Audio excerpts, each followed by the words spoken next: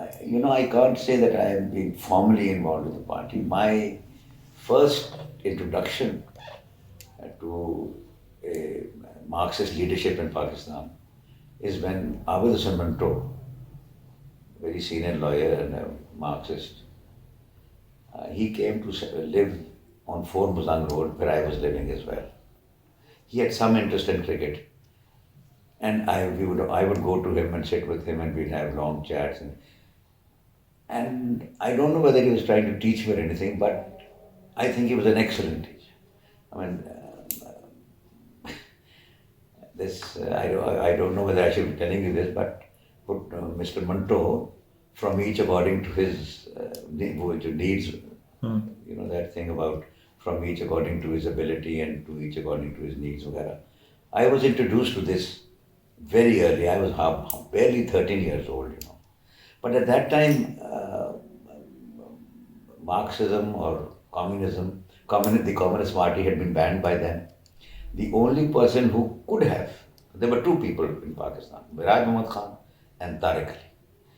Now Miraj confined himself to Karachi and Sindh, and maybe to working at a level where he did not manage to gain much popularity. And Tariq-ali went away to England. Tariq-ali went away to England. Some of the Marxist leaders belonged to East Pakistan. I did not, frankly speaking, I did not have any meaningful contact with them. Abid Hussain Manto was the only source through which I could, sort of get to know what the communists were doing. At that time, there was a lot of talk about people being apprehended, sent to jail. And there was the earliest person I remember is some gentleman who came from India, Hassan Nasir. Hassan Nasir, yes. He was confined for a long, long time in the Lahore fort, tortured, and eventually he died. So that created quite a furor. Then Faiz Saab also was considered, the people who ran the Pakistan Times, people like Hamid Akhtar and Faiz Saab and all the others. There was a nascent sort of a communist movement in Pakistan.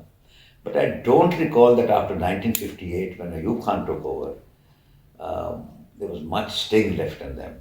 They were confined to the coffee house and other places. Whereas what I was reading about the communist movements in the world, you see, people like Castro and all the others coming in, those were more in the nature of movements or parties who were closely involved with the masses. In Pakistan, that was not done for whatever reason. I mean, because these were perfectly well-informed people, and the Marxist movement in worldwide was also coming up and having converts. The Eastern European situation was developing and all this.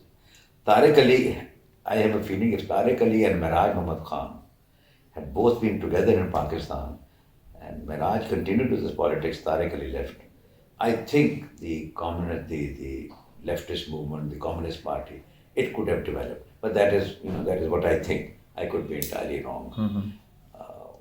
In India, there was a Communist Party, but I have no information about how they were connected people with Pakistan. But you see, Marxism has some sort of an appeal, which in the contemporary world, when I was growing up, was not available to any other ideology. You see, to coming out in favor of the masses and then struggling. And then there was Cuba. Cuba then, in America's backyard, the communist movement began. And there's Fidel Castro and there is Che Guevara and all that. And then there's certain romance you see with the leftists. And then naturally somebody like me, I'm growing up, I'm in my teens. So I was more or less infatuated with them. And then we had this martial law, two successive martial rules. Ayub Khan's in 58 and then we had it in 69. There was this.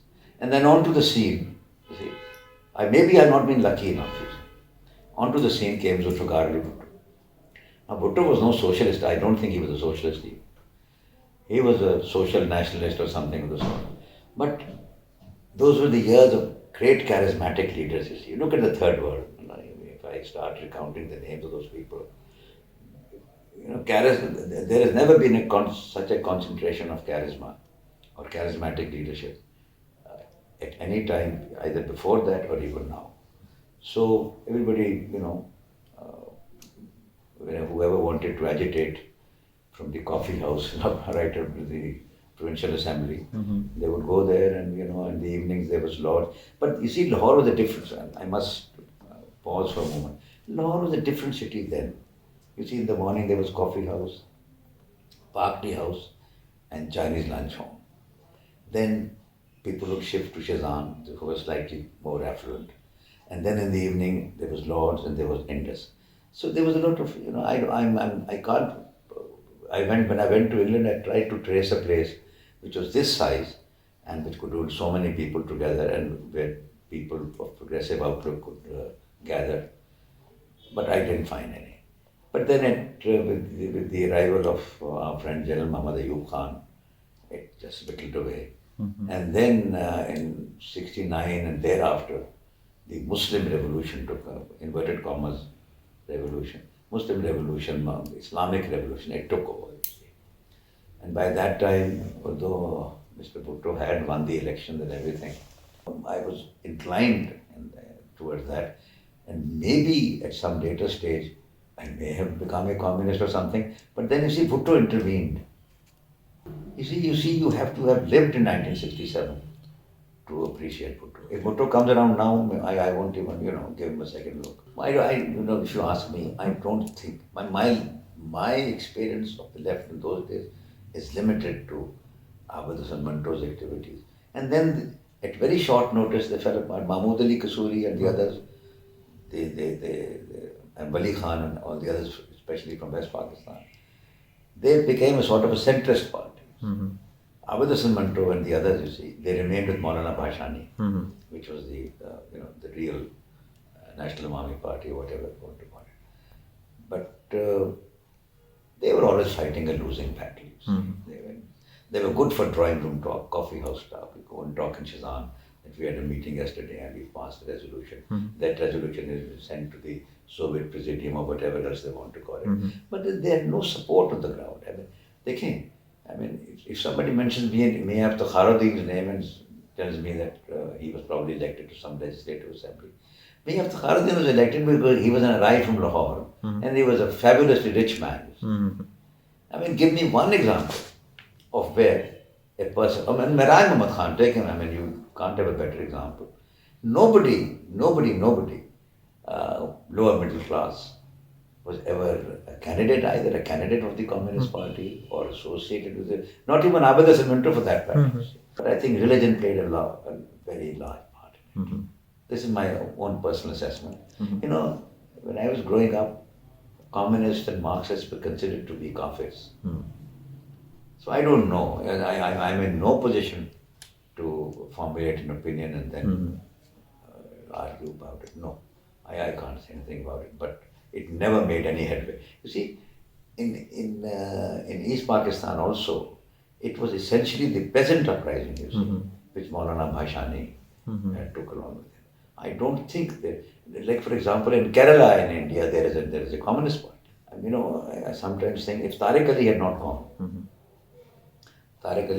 to Oxford, padhne chale gaya, I think maybe people like him, he could have got around a few people. But he wasn't very, I met him once or twice when I was in England. He wasn't very fond of Mr. Bhutto. So maybe this success that I am contemplating now for Tariq-ali, maybe it would not have been possible with Bhutto around. I think put too much trust in that movement, that Fatma Jinnah thing, you see. You see, because it coincides with that Fatma Jinnah's contesting the elections 1964, and then it moves on. I don't think there was any unity in these movements. There was agitation. Small problems would arise, and then people would take to the streets. But that is about all. If somebody wants to tell me, because I've been through the whole thing myself, if somebody wants to tell me that there was a holistic movement in Pakistan, there never was one. In Bangladesh, what is now Bangladesh, there was a movement. I went to play my first match in Dhaka and I could sense it in 1966 that, oh no, something is wrong. And then again in 68, 69, when I went for New Zealand was here, maybe New Zealand, I don't know, MCC. So then I could sense it. But nothing of the sort was taking place in Pakistan. You see, the Pathans or the Pakhtuns, they did try to raise their banners, but nothing came of it. Sindh was quite happy with being here. Punjab was Pakistan. So much that people like you would now like to think that there was a movement for disintegration of Pakistan or redefining Pakistan. I don't think it was ever there. Islam and the army, they were in full control of this country. They always have been. I don't know how it is now, how you view it now, because you would know better. But between Islam and the armed forces, there are no leftist parties in Pakistan. Now there are no true leftists. You see, they have been absorbed by the end of history.